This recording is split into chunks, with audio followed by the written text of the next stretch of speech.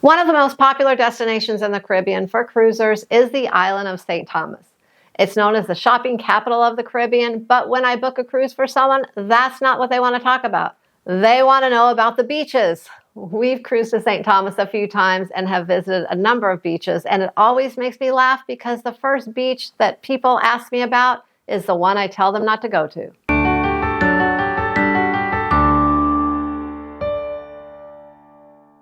Hello, I'm Sharon from Sharonatsea Travel. Whenever I'm traveling to a new destination, or even some I've been to already, I turn to the internet to do research.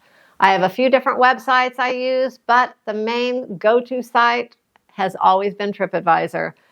I can always find plenty of reviews and real-life pictures, and so far, TripAdvisor has not let me down. Well, I'm planning a port stop on our next cruise to St. Thomas, and although we have been to St. Thomas a few times in the past, I wanted to take a look at the options and kind of get a refresher of what there might be to do. While searching things to check out, I came across TripAdvisor's rankings on St. Thomas beaches. Once again, this overrated beach was ranked at the top of the list. So I decided it was time for me to talk about why I think this beach is overrated and to give you 5 other beach options to check out on your next trip to St. Thomas. Don't worry, I'll cover that overrated beach later in the video, but for now, let's talk about a few beach options you should look into if you're visiting St. Thomas. First on my list is Coki Beach. This beach is a 15 to 20 minute cab ride from the cruise port. It's not my favorite beach, but I list it here because it's adjacent to Coral World, which is a very nice marine park where you can explore and learn about the local marine life. We spent a day here visiting Coral World and then walked over to Coki Beach.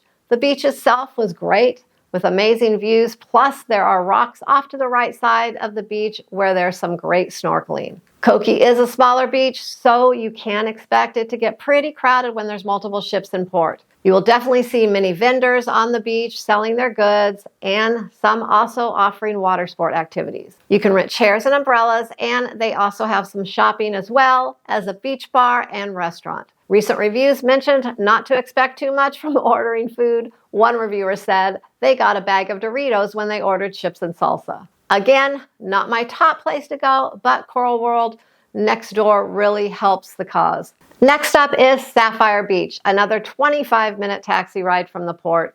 Sapphire Beach offers a little more beach area to work with, maybe a half a mile or so, and there's a little more motion in the water versus some of the motionless bay beaches that you might encounter on some of the other beaches.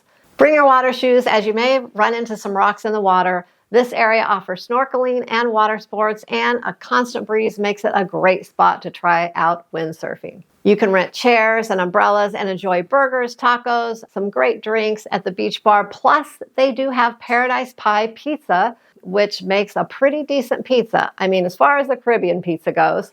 They do have facilities there. You can find a little shade if you need to get out of the sun for a minute. This is a great beach and a good combination of being touristy with a little local vibe. Now, I've mentioned taxis, as this will be the best way for you to get to the beaches that I'm talking about today, assuming you are going on your own and not taking a cruise ship excursion.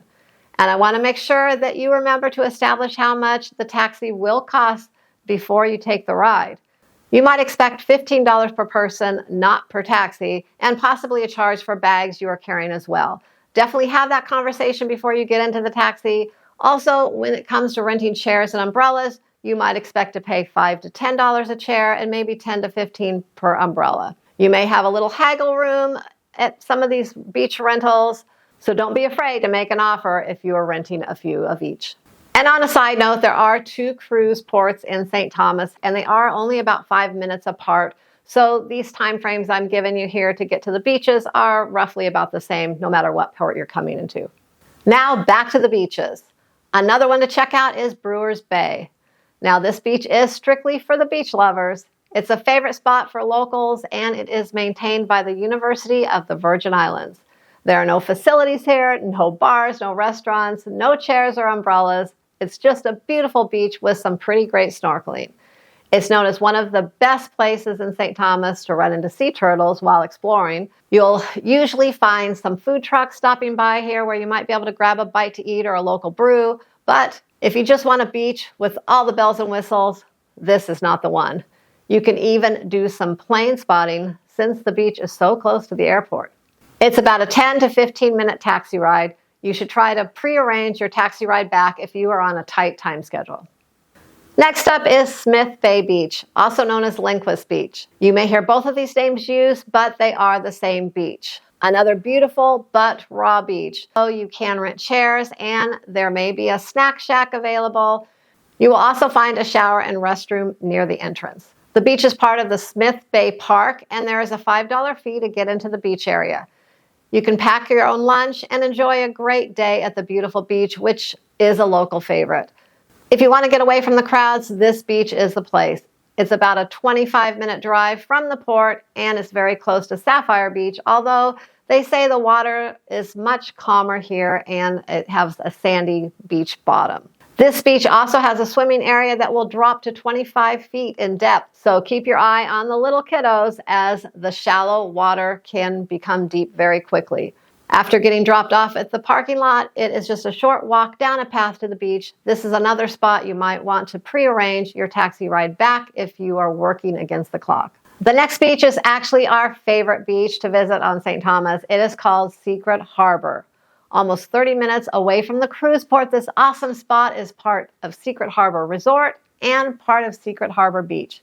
Half of the beach area is for the resort and the other half is open to the public. We stumbled upon this place on our last visit to St. Thomas and ended up loving it. There are full facilities here, including a dive shop that offers chair and umbrella rentals. There's a full bar and restaurant as well. The water is calm and crystal clear and snorkeling is great and the area is just gorgeous. There's not a lot of beach area, but the public side is big enough where you shouldn't expect to be crowded. For us, this place was the perfect combination of Caribbean charm and all the facilities we would want from a day at a resort.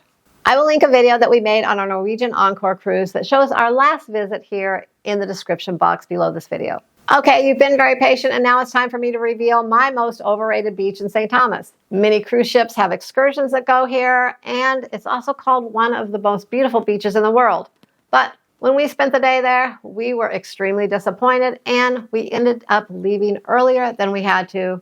And that beach is Megan's Bay Beach. All right, maybe some of you have already guessed it, but Megan's Bay Beach is not what it's cracked up to be. They have an entrance fee. I think it's currently $7. And recently I read that 2 chairs and an umbrella is $40. It was extremely overcrowded, not well kept, including dirty bathrooms. I didn't even look at the showers. They had a bar and food, but the service was horrible. I went to the bar to get a beer for Jamie and a margarita for myself, and the bartender told me that a margarita isn't a real drink and tried to give me some type of banana frozen drink.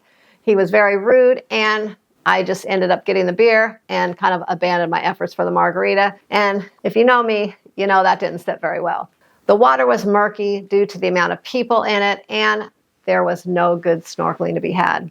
We really wanted it to be amazing, but it was far from it. Maybe it was just an off day, but when you're billed as one of the top beaches in the world, you really need to do much better. Now, before I let you go, I have 2 more spots to look into, but for each of these, you will have to take a ferry or water taxi to get to.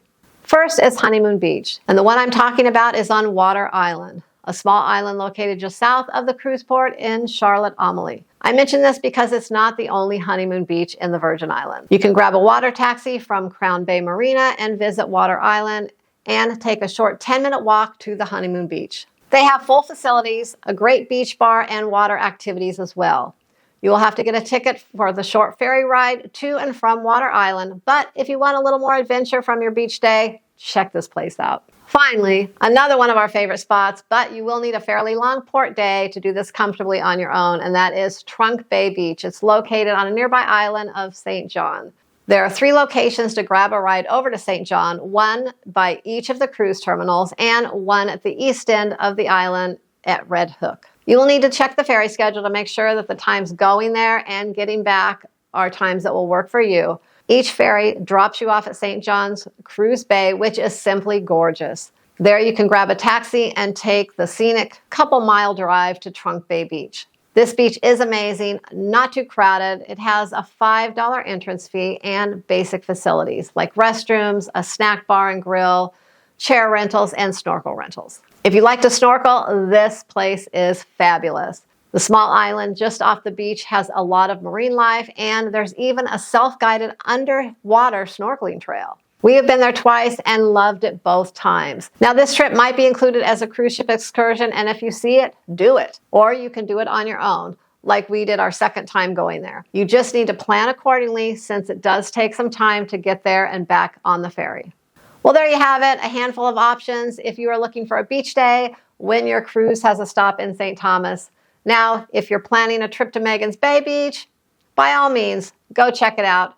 Don't let our experience stop you if it's on your bucket list. Maybe your experience will be different than ours. I hope this video helps you have an amazing day in St. Thomas on your next cruise. If you have been to any of these beaches before, please let us know in the comments what your thoughts were. And if you have a secret spot that I didn't mention, share that in the comments as well. We won't tell anyone. It'll just be between you, me, and a few people that are watching this video. Plus, it'll make you feel good that you've helped someone else have a great time on their vacation. Before you go, if you enjoyed the video, hit the subscribe button, give it a thumbs up, and remember to share it with family and friends. Thanks for watching, and I'll see you in the next video.